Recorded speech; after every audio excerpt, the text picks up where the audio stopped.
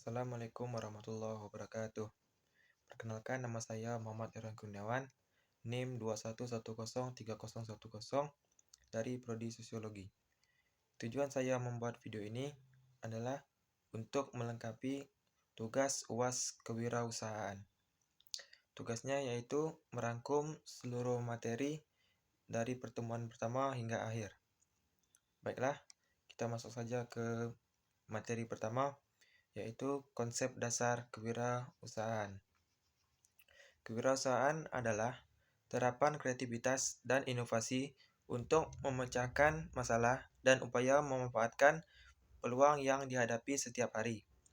Kewirausahaan merupakan gabungan kreativitas yang dilakukan dengan cara kerja keras untuk membentuk dan memelihara usaha baru. Menurut Suryana tahun 2006, ada 6 hakikat penting dari kewirausahaan dan secara umum dapat didefinisikan sebagai kemampuan kreatif dan inovatif yang dijadikan kiat dasar sumber daya, proses, dan perjuangan untuk menciptakan nilai tambah barang dan jasa yang dilakukan dengan keberanian untuk menghadapi risiko. Karakteristik dan jiwa kewirausahaan menurut Geoffrey G. Meredith dalam Suryana 2006 adalah 1. Percaya diri dengan watak keyakinan, kemandirian, individualitas, dan optimisme. 2. Berorientasi tugas dan hasil dengan watak kebutuhan akan prestasi. Berorientasi pada laba, memiliki ketekunan dan ketabahan. Memiliki tekad yang kuat, suka bekerja keras, energik, dan memiliki inisiatif. 3. Pengambil resiko dengan watak memiliki kemampuan mengambil risiko dan suka pada tantangan. 5. Kepemimpinan dengan watak bertingkah laku sebagai pemimpin, bergaul dengan orang lain, suka terhadap kritik dan saran yang membangun. 6. Keorisinilan dengan watak memiliki inovasi dan kreativitas tinggi, fleksibel, serta bisa dan memiliki jaringan bisnis yang luas. 7. Berorientasi ke masa depan. 8. Jujur. Menurut Suryana tahun 2006 menyimpulkan beberapa karakter umum kewirausahaan, yaitu sebagai berikut. 1. Memiliki motif berprestasi tinggi. 2. Memiliki perspektif ke depan. 3. Memiliki kreativitas tinggi. 4. Memiliki sifat inovasi tinggi. 5. Memiliki komitmen terhadap pekerjaan. 6. Memiliki tanggung jawab. 7. Memiliki kemandirian atau ketidaktergantungan terhadap orang lain. 8. Memiliki keberanian terhadap resiko. 9. Selalu mencari peluang. 10. Memiliki jiwa kepemimpinan. 11. Memiliki kemampuan manajerial. 12. Memiliki kemampuan personal. 13. Kreativitas dan inovasi. Model proses kewirausahaan. Elquell tahun 2000 dalam Suryana 2006 mengemukakan kelebihan berwirausaha sebagai berikut. 1. Otonomi. 2. Tantangan awal dan perasaan motif berprestasi. 3. Kontrol finansial. Kerugian berwirausaha antara lain sebagai berikut. 1. Pengorbanan personal. 2. Beban tanggung jawab. 3. Kecil margin keuntungan dan besarnya kemungkinan gagal. Menurut Zimmer dan Scarborough tahun 2008, beberapa kelemahan kewirausahaan mencakup hal-hal sebagai berikut. 1. Ketidakpastian pendapatan. 2. Risiko kehilangan seluruh investasi. 3. Kerja lama dan kerja keras. 4. Tingkat stres yang tinggi. 5. Tanggung jawab yang penuh. 6. Keputusasaan. Sedangkan faktor yang mendorong keberhasilan seorang wirausaha antara lain. 1. Kemampuan dan kemauan. 2. Tekad yang kuat dan kerja keras. 3. Mengenal peluang yang ada dan berusaha meraihnya ketika ada kesempatan. Baiklah, kita lanjut ke materi berikutnya, yaitu usaha mikro, kecil, dan menengah. Pengertian dan lingkup usaha mikro, kecil, dan menengah (UMKM). Berdasarkan Undang-Undang Nomor 20 Tahun 2008 tentang Usaha Mikro, Kecil, dan Menengah atau UMKM, pengertian usaha mikro, kecil, dan menengah yaitu sebagai berikut. 1. Usaha mikro adalah usaha produktif milik orang perorangan dan atau badan usaha perorangan yang memenuhi kriteria usaha mikro sebagaimana diatur dalam undang-undang ini. 2. Usaha kecil, usaha ekonomi produktif yang berdiri sendiri, yang dilakukan oleh perorangan atau badan usaha yang bukan merupakan anak perusahaan, atau bukan cabang perusahaan yang dimiliki, dikuasai, atau menjadi bagian baik langsung maupun tidak langsung dari usaha menengah atau usaha besar yang memenuhi kriteria usaha kecil, sebagaimana dimaksud dalam undang-undang ini. 3. Usaha menengah adalah usaha ekonomi produktif yang berdiri sendiri, yang dilakukan oleh orang perorangan atau badan usaha yang bukan dikuasai atau menjadi bagian baik langsung maupun tidak langsung, dengan usaha kecil atau usaha besar, dengan jumlah kekayaan bersih atau hasil penjualan tahunan sebagaimana diatur dalam undang-undang ini. Sektor-sektor UMKM menurut Rambat tahun 2007 yaitu 1. Bisnis jasa, 2. Bisnis eceran, 3. Bisnis distribusi, 4. Agrobisnis atau pertanian, 5. Bisnis manufaktur. Faktor yang mempengaruhi kegagalan suatu bisnis kecil menurut Rambat tahun 2007 yaitu 1. Banyak perusahaan kecil yang dikelola oleh manajer yang kurang mampu dan kurang berpengalaman dalam menjalankan tugasnya. 2. Kurangnya dukungan dari pihak terkait. 3. Masih lemahnya sistem kontrol atau pengawasan. 4. Masalah kurangnya modal untuk menjalankan usahanya. Faktor yang mempengaruhi keberhasilan suatu bisnis kecil menurut Rambat 2007 yaitu 1. Memiliki tipe orang yang ulet, bekerja keras, memiliki tujuan dan dedikasi yang tinggi. 2. Dukungan faktor eksternal berupa peningkatan permintaan barang dan jasa. Materi selanjutnya yaitu strategi membangun keunggulan kompetitif. Membangun keunggulan kompetitif. Kekuatan kompetitif berdasarkan Gading tahun 2010 diwujudkan dalam 5 kekuatan kompetitif, yaitu 1.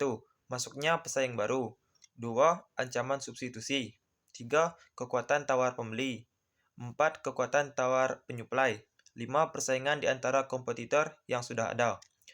Menurut Zimmer dan Scarborough tahun 2008, modal intelektual terdiri dari 3 komponen, yaitu sebagai berikut. 1.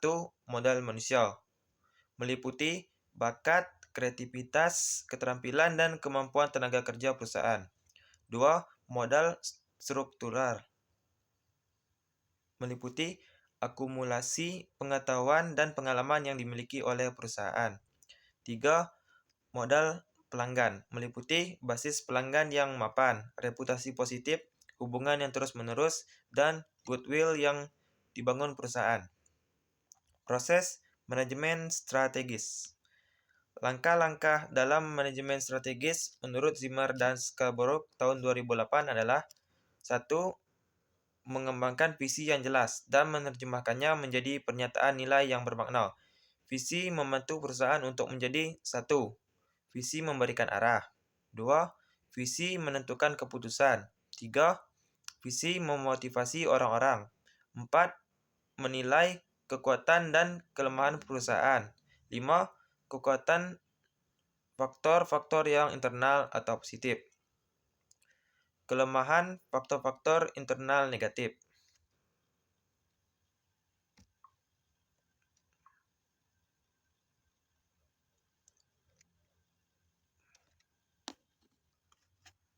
Strategi kewirausahaan. Wirausaha biasanya menggunakan salah satu strategi dari 4 strategi sebagai berikut. Menurut Zimmer dan Scarborough tahun 2008. 1. Berada pertama di pasar dengan produk dan jasa baru. 2. Posisikan produk dan jasa baru tersebut pada relung pasar yang tidak terlayani. 3. Fokuskan barang dan jasa pada relung yang kecil tetapi bisa bertahan. 4. Mengubah karakteristik produk, pasar, atau industri. Keputusan strategis dalam kondisi pertumbuhan berdasarkan posisi perusahaan. Strategi yang dapat dilakukan antara lain menurut Zimmer dan Scarborough tahun 2008. 1. Strategi bagi pemimpin pasar. Strategi ini digunakan ketika memiliki peluang pasar yang besar, seperti pada masa pertumbuhan dan bersikap sebagai market leader. 2. Strategi bagi bukan pemimpin pasar. Ketika perusahaan memasuki tahap pertumbuhan yang memiliki posisi kuat dan bersikap sebagai follower leader.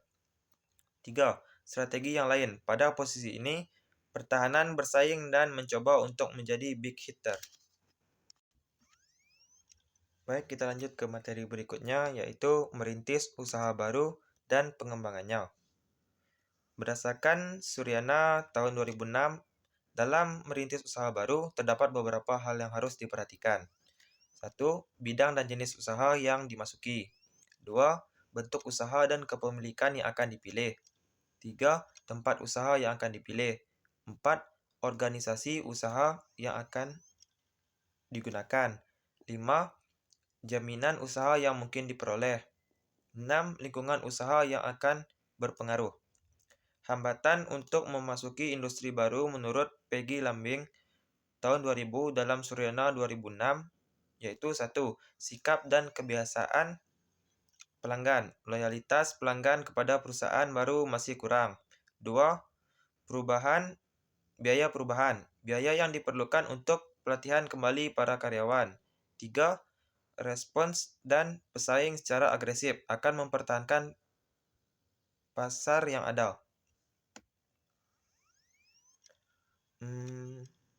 Langkah-langkah yang harus diambil dalam pemilihan perusahaan adalah menurut Suryana, yaitu 1.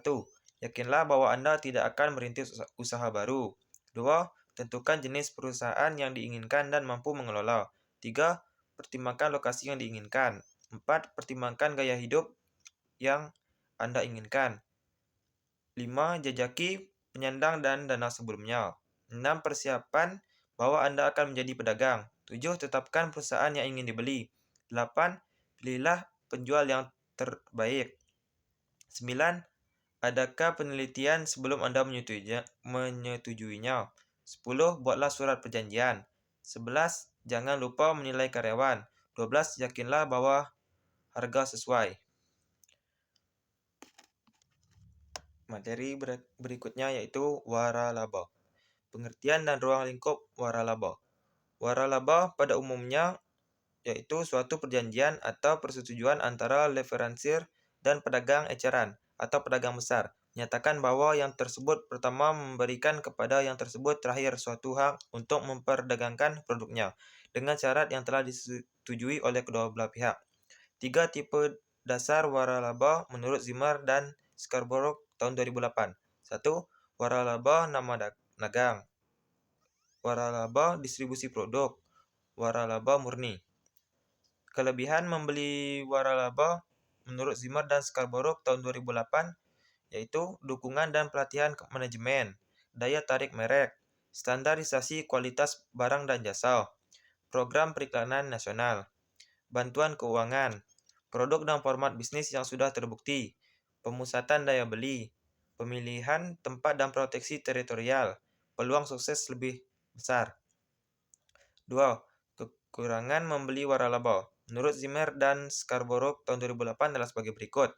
Iuran waralaba dan royalti terus-menerus, sepenuhnya mengikuti operasi standar. Batasan dalam pembelian, lini produk terbatas, syarat kontrak dan pembaruannya. Program pelatihan yang tidak memuaskan, kejenuhan pasar, kurangnya kebebasan. Contoh usaha franchise waralaba. 1. Franchise di bidang makanan. 2. Franchise di bidang retail mini outlet. 3. Franchise di bidang telematika dan informasi. 4. Franchise di bidang pendidikan. Materi berikutnya yaitu manajemen operasional dan strategi pengelolaan. Sistem produksi adalah wahana yang dipakai dalam mengubah masukan sumber daya untuk menciptakan barang dan jasa yang bermanfaat. 1. Jenis sistem produksi terbagi menjadi 3, yaitu 1. Proses produksi yang kontinu. 2. Proses produksi yang terputus-putus. 3. Proses produksi yang bersifat proyek. Modal. Modal adalah sebagai hasil produksi yang digunakan untuk memproduksi lebih lanjut. Dalam perkembangannya, ternyata pengertian modal mulai bersifat non-physical oriented, di mana pengertian modal tersebut lebih ditekankan pada nilai, daya beli atau kekuasaan memiliki atau menggunakan yang tergantung dalam barang-barang modal. Sumber modal. Sumber modal terbagi menjadi dua, yaitu sumber intern. Modal yang berasal dari sumber intern adalah modal atau dana yang dibentuk atau dihasilkan sendiri di dalam perusahaan. Modal sumber ekstern adalah modal yang berasal dari sumber ekstern yang berasal dari luar perusahaan. Alokasi dana. Beberapa pebisnis mengungkapkan ada 4 alokasi modal yang perlu mendapatkan perhatian agar usaha dapat berjalan dengan baik. 1. Penggunaan modal untuk kepentingan organisasi usaha. 2. Alokasi untuk investasi aset tetap usaha. 3. Penetapan modal kerja yang akan digunakan. 4. Pengusaha juga perlu memasukkan faktor yang tidak terduga dan risiko yang mungkin terjadi di dalam pengalokasian modal. Baiklah, materi selanjutnya yaitu perencanaan bisnis. Tujuan menyusun rencana bisnis menurut Bukhari Alma tahun 2001 adalah 1. Menyatakan bahwa Anda sebagai pemilik dan pemegang inisiatif dalam membuka usaha. 2.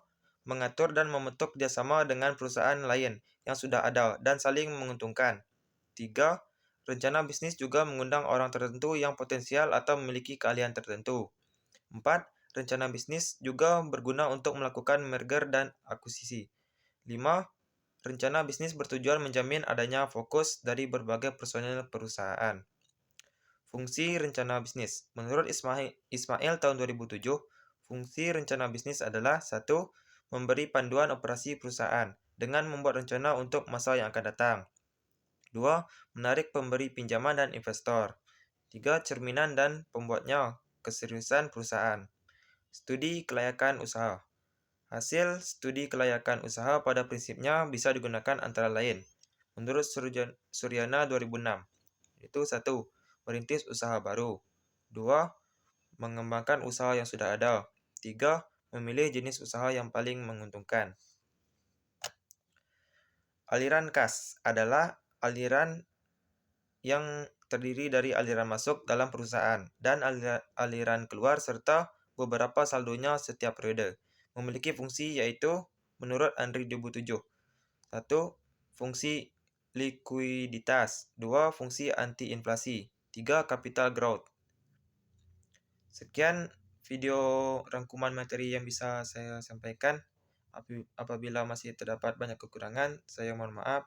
Saya akhiri. Wassalamualaikum warahmatullahi wabarakatuh.